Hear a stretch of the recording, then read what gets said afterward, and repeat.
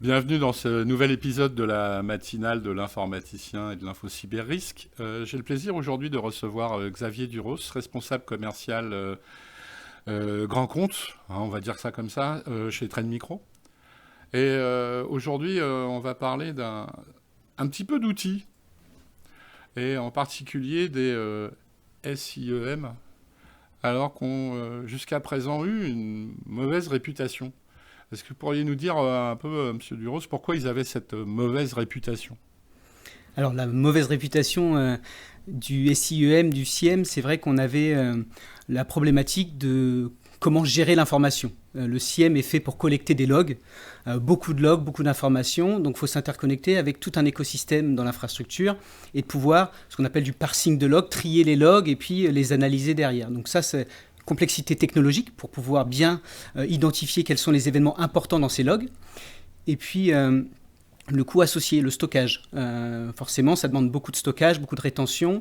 Le coût associé à l'usage, qui aussi, les SIEM avaient mauvaise réputation par rapport au coût exponentiel que ça pouvait générer. Ça, c'est l'aspect financier. Et enfin, il y a l'aspect humain également, avec l'alerte fatigue des SOC administrateurs ou des personnes qui vont gérer l'ensemble de ces logs et qui ont une volumétrie exponentielle d'informations à traiter et comment ils les priorisent. Alors, justement, comment aujourd'hui cette catégorie d'outils se renouvelle pour Alors, justement éviter tous ces problèmes? la problématique, c'est que comment amener la nouvelle technologie, l'intelligence artificielle. On entend beaucoup parler d'intelligence artificielle et l'objectif est de pouvoir accompagner le traitement de ces données de manière tangible et exploitable. Donc, on développe des moteurs qui vont permettre de s'interfacer à l'ensemble de l'écosystème et d'apprendre ces logs comme un langage. Vous avez aujourd'hui des outils de traduction pour passer de l'anglais au français ou de l'espagnol. De la même façon, on va utiliser des logs d'un acteur cyber et on va apprendre son langage pour le transformer dans quelque chose d'intelligible pour les équipes SOC et de pouvoir très rapidement les intégrer dans l'écosystème. Historiquement, on parlait des problématiques du SIEM, on mettait des jours ou des mois à pouvoir intégrer un nouvel acteur, parce qu'il y a beaucoup d'acteurs de la cybersécurité ou du réseau. Aujourd'hui, grâce aux nouvelles technologies, en 3 jours, et demain, en 3 heures, on pourra intégrer n'importe quel acteur dans son écosystème pour absorber à la fois les logs. Mais aujourd'hui, on a aussi besoin de la télémétrie, donc les signaux faibles dans le réseau, on a besoin de gérer les secrets.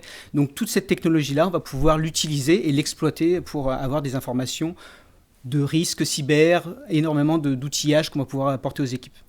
Alors, grosso modo, l'idée est quand même d'avoir ça plus ou moins en temps réel ou near temps réel. Donc ça veut dire que quelque part, c'est soit, on va parler un peu de technique, soit dans les caches en mémoire, soit dans un data lake quelque part. Exactement.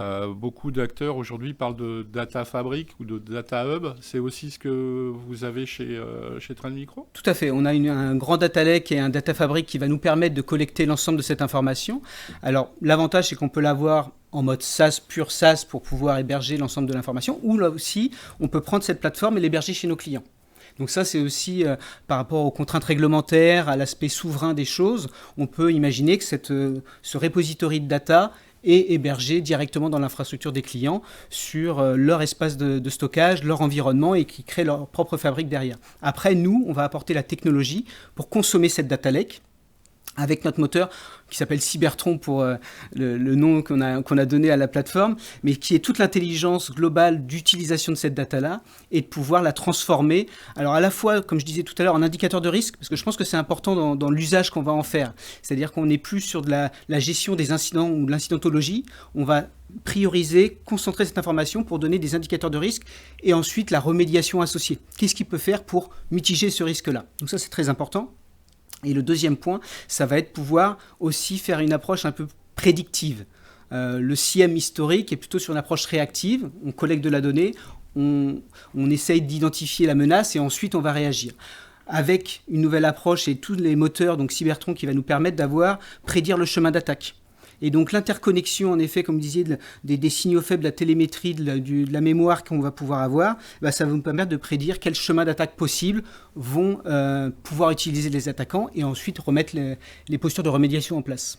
Alors tout ça veut dire, je sais pas, plusieurs modèles ou plusieurs agents d'IA. Oui. 2 questions. La première, comment vous orchestrez tout ça? Parce que j'imagine que l'agent qui fait pour les risques, Oui. va pas faire celui pour Celui la pour le remédiation, triage, exactement. etc. Donc, comment déjà vous orchestrez ces différents agents et petit 2, jusqu'à quel niveau vous acceptez que ces agents soient autonomes? C'est-à-dire qu'eux-mêmes prennent l'action avec l'humain, quoi. Enfin, Mais non, mais avec en fait, l'humain ou sans l'humain. sans l'humain, en fait, voilà. Alors, je vais répondre déjà à la première question. L'idée, c'est en effet d'avoir des agents. On parle de IA agentique. C'est des agents qui sont spécialisés dans une fonction. Et en fait, en fonction de chaque besoin, on a développé nos propres moteurs et nos propres agents pour aller faire une tâche. Ça peut être une tâche de recherche, ça peut être une tâche de schématisation de l'environnement, de la modélisation de l'ensemble des athlètes. Ça peut être une tâche de requêtage sur la base de connaissances, parce que tout est lié. Une requêtage sur la threat intel. Donc, chaque agent est spécifique et notre moteur global et tout l'unification, c'est l'orchestration. On a des agents qui orchestrent les autres agents également. En fait, c'est un maillage de tout ça qui va permettre d'avoir une information qui soit exploitable derrière et avec un bon usage.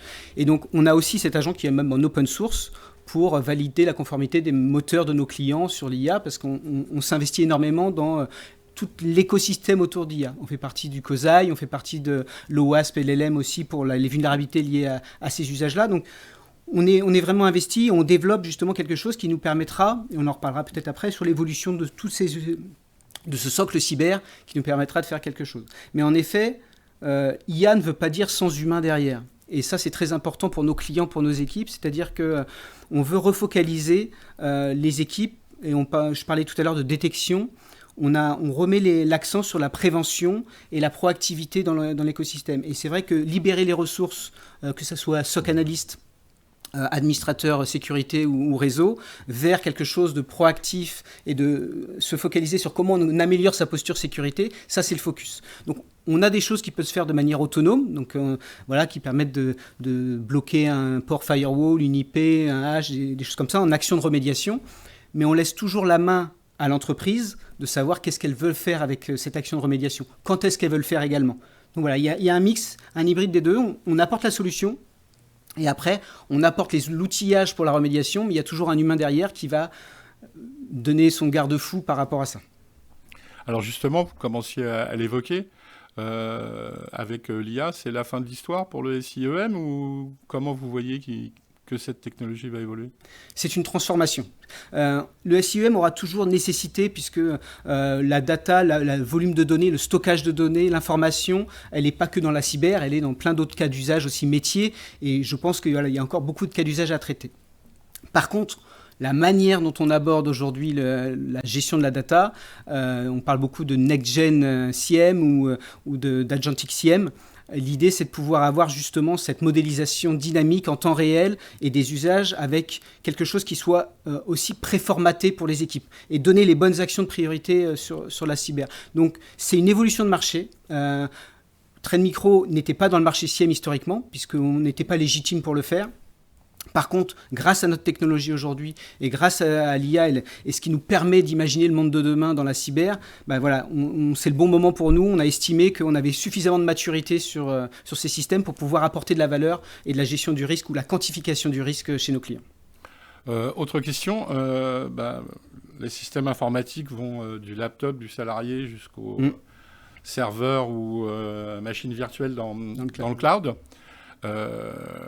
Vous regardez aussi, certains de vos concurrents ont rajouté de l'UEBA, des outils qui regardent comment se comportent les utilisateurs.